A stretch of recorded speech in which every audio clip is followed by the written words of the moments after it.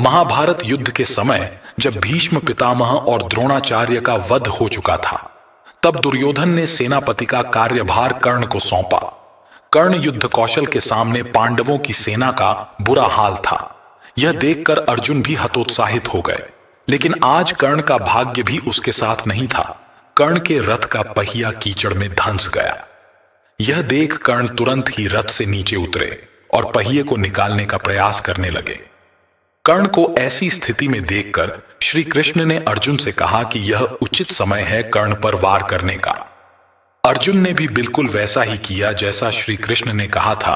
कर्ण अर्जुन के बाणों को सहन न कर सका। तब कर्ण अर्जुन से बोला, हे अर्जुन, थोड़ी देर रुको। क्या तुम्हें दिखाई नहीं दे रहा कि मैं रथ का पहिया निकालने में व्यस्त हूं?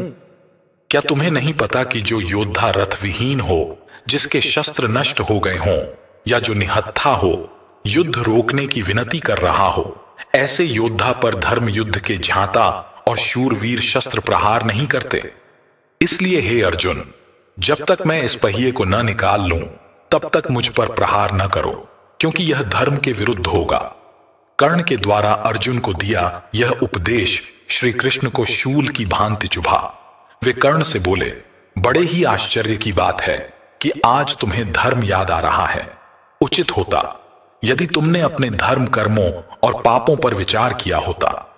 हे कर्ण, जब तुमने निहत्थे अभिमन्यु को 7 महारथियों के साथ मिलकर मारा, भीम को खत्म करने के इरादे से विष पिलाया, दुर्योधन के साथ मिलकर तुमने पांडवों के लिए लाक्षागृह बनवाया, 13 वर्ष की अवधि समाप्त होने के पश्चात भी पांडवों को राज्य नहीं दिया, द्रौपदी का चीरहरण करवाया, तब तुम्हारा धर्म ज्ञान कहां गया था? क्या तुम्हें तब धर्म पालन की विस्मृति हो गई थी? श्री कृष्ण के शब्द सुनकर कर्ण निरुत्तर हो गया।